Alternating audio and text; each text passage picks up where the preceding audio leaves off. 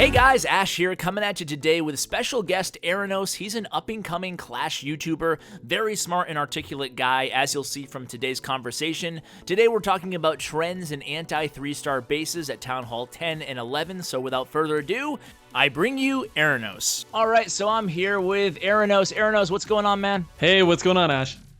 Thanks for coming on and talking a little bit about anti-3-star base design trends with me today. That was a mouthful.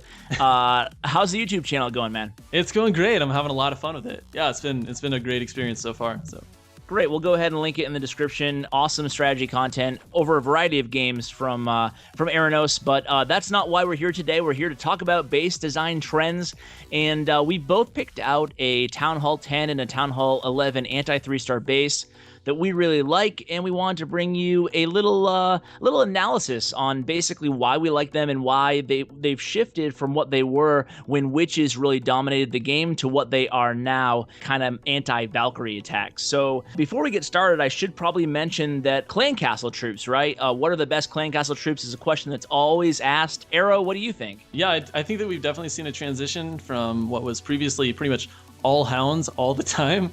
And now it's, we're definitely seeing a lot more variety, primarily minions. And then, some people elect to choose either balloons or dragons to pair with it. And I think that those are great options. But yeah, minions are definitely the way to go, especially because of how overpowering Valks are and how Valk dependent most attacks are. They do a great job keeping up and kind of whittling the attack down. Absolutely, yeah. We're seeing most people roll with either all minions or a combination of minions because they're the only troop, like you said, that can keep up with the Valkyrie. So especially at Town Hall 10 and Town Hall 11, I strongly prefer minions over dragons, certainly. Also, I should mention that, some people I see mixing like a few minions or maybe 10 minions in their clan castle along with other ground troops.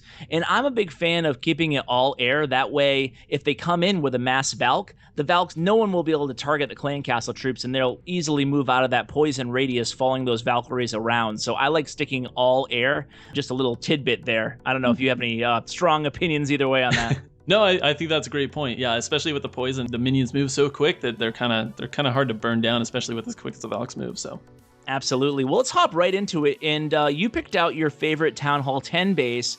Again, both these bases are anti-3-star bases. So why don't we look at Jed's base, and you can tell us a little bit about why you like it so much. And you can see 10 times the enemy here that actually beat us by 1 star. So shout out to heavy hitters. But 10 times they attacked this base, and they did not get it 3-starred, mostly Town Hall 11 attacks. So let's take a look. And why don't you tell us a little bit about why you like this base, Arrow? Yeah, so I think some really big things with just base evolution in the recent months. Some big things to note are that, with the popularity and effectiveness of Queen Walks being so high, any good bases these days has anti-Queen Walk aspects to it. Like on this base, you can see all the outer compartments are 7 cells deep. Basically what that means is that it's going to really limit what the Archer Queen can take along her walk. And then also, too, with how powerful Expos are, I've seen a lot of bases kind of transitioning those Expos, not necessarily into like deep into the core of the base, but kind of like sort of in the central layers. So they kind of extend outwards towards the edge and they kind of hammer that queen down as she's trying to walk. So those are 2 big things to keep in mind. And then also, too, since Valkyries have a tendency, like they prioritize moving in between targets, I've seen some success with Inferno towers that are sort of isolated, like either compartmentalized or kind of separated from other buildings. Like here you can see the bottom Inferno tower. You can see that the Inferno is kind of like standing alone. It's not in between structures, so it's going to have a little extra time to burn those troops down. So I think those are 2 big things. And then also, too, the giant bombs have kind of been shifted towards the center part of the base a little bit more. And those are really effective at taking down mass groups of Valkyries as they move through the base. And then one final thing that's really important too is you got to be mindful of how much of the base you can open up with like a jump or a set of quakes. And this base, I mean, you can see that, however, wherever he drops quakes, there's going to be an extra compartment or 2 that he's not going to be able to open up with a jump or quake spell. So I think that overall this base is really, really good. And it's really difficult for Valkyries to move freely through the base. And this base just does a really good job locking them up and kind of taking them down. So. Yeah, absolutely. I mean, just to piggyback on those points, you totally nailed, especially the Queen Walk, the anti-Queen Walk, having those Expos set to ground at least 2 out of 3 on Town Hall 10s. You definitely want your Inferno Towers obviously set to multi-target. You didn't even address that because it's so, so obvious and popular right now, but it's for obvious reason. because the Valkyries present so many targets, but I really like having at least 2 of the X-Bows set to ground so they can target, so they can reach that outside perimeter of that wall and get at least 1 X-Bow targeting that queen on a queen walk, because basically that's how all these attacks are starting, with a queen walk.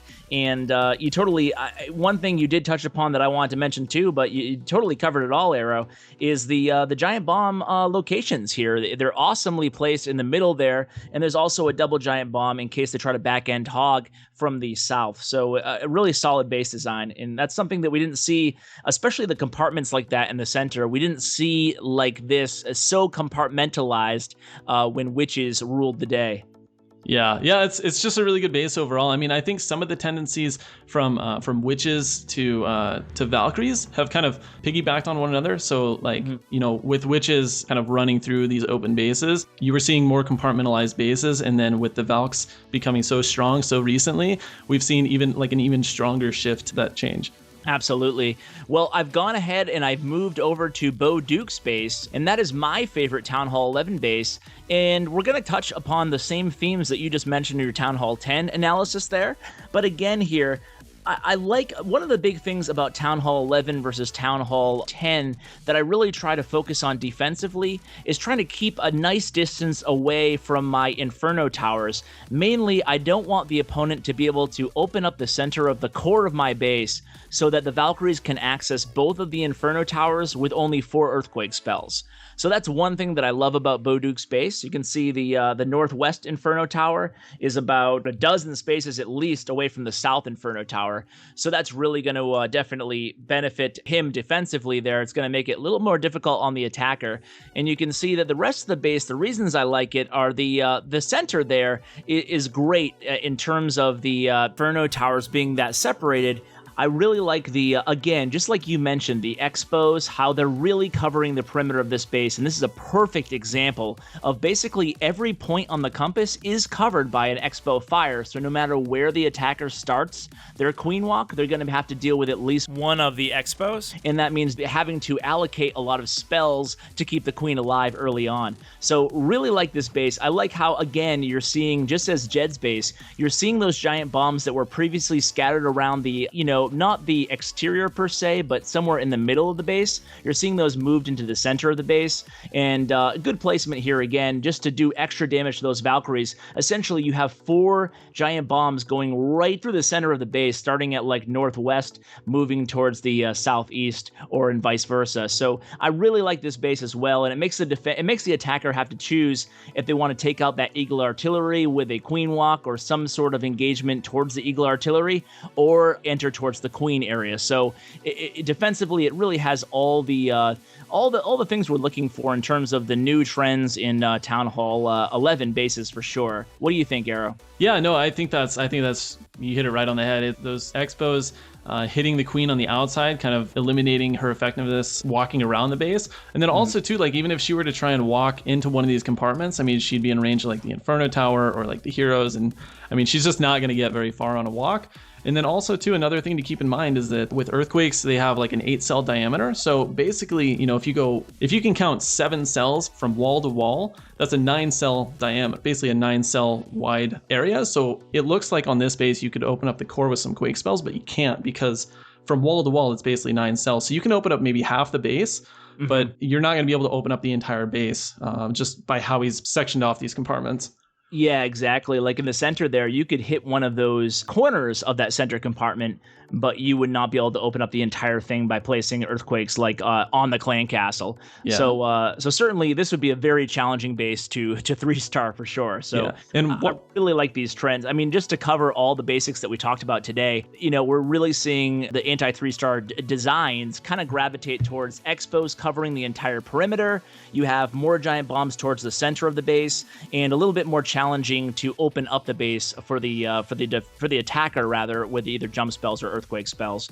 And we covered the clan castle as well. Anything else, Arrow? No, I think that's it. I think that's you hit all the major points. Sweet. Well, thank you so much for coming on. I wanted to try to keep this a little bit short and concise, as both of us, I'm sure, have a tendency to ramble on. But I hope the viewers and listeners have enjoyed these bases. They're free to use them, obviously, and hopefully, even if you don't use these bases, you can pick up some some of the tips that we talked about in today's video and maybe help you out when you're designing your own bass or when you're altering or adjusting your own bass to kind of keep up with the times per se. Yep. Yeah, I think that's true. Yeah, I mean, there's a lot of really key things that we kind of touched on. So, I mean, as long as you kind of incorporate some of these things into your bass design, I think that you'll be in a really good place. So. For sure, man. Well, thank you so much, and check out Aranos on Aranos YouTube. All right, cool. Sounds good. Well, hey, care, thanks a lot, Ash. It was a lot of fun. All right, as always, take care. All right, see ya.